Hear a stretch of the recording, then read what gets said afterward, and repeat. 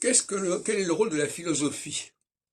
J'en ai parlé dans une vidéo, mais je voudrais préciser un peu plus cela. Le philosophe, c'est celui, on dit, le philosophe, il est à la recherche de la sagesse, philosophia, ou même de la vérité, aletheia. Mais à mon avis, c'est l'inverse qu'il faudrait dire. Le philosophe, il dénonce l'erreur. Un vrai philosophe, c'est celui qui est capable de dénoncer les erreurs.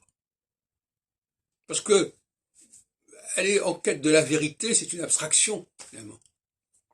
Par contre, dire là, il y a une erreur, là, c'est du concret. Moi, je vois le philosophe comme quelqu'un qui signale, qui pointe l'erreur. Et en ce sens-là, je rejoins Bachelard dans sa formation l'esprit scientifique, parce que bon, le philosophe, comme le scientifique, c'est quelqu'un qui est à l'affût des erreurs. C'est-à-dire le mot philosophie, autrefois, incluait la science. Et donc, quelqu'un qui est doué pour la science, au sens large, c'est-à-dire sciences physiques, sciences molles, sciences sociales, sciences religieuses, etc., c'est quelqu'un qui se distingue par sa capacité à pointer les erreurs, à pointer les confusions, à pointer les contrefaçons. Et à mon avis, c'est comme ça qu'il faut envisager l'enseignement de la philosophie, l'enseignement des sciences sociales, des sciences dures, des sciences molles, peu importe. Et à mon avis, on est dans ce domaine du QI, en fin de compte, quelque part.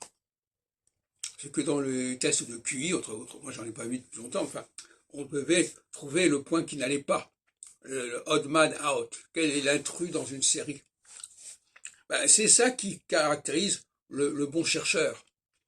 Il perçoit l'anomalie.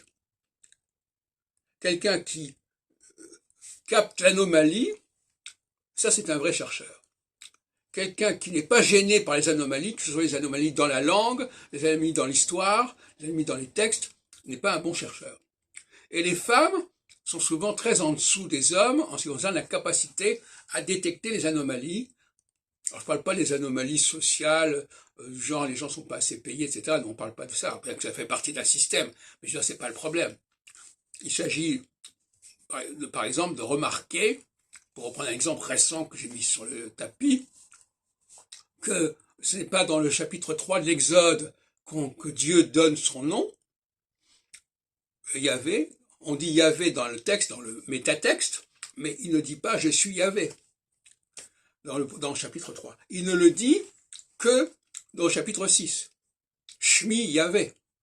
Shmi Yahvé. Et ça n'avait pas été signalé. Il faut avoir un exemple parmi 100 autres de choses qu'il faut détecter, qu'il faut signaler. Et on voit bien que le philosophe, au sens large du terme, est un veilleur, celui qui protège la cité contre un environnement toxique. Parce que parler une langue qui est mal construite, qui est aberrante, ou tenir des propos qui ne tiennent pas debout, c'est toxique pour la santé. Donc il y a un problème écologique là. L'écologie, un environnement toxique, fait partie de la problématique écologique, même quand c'est un environnement toxique pour l'intelligence.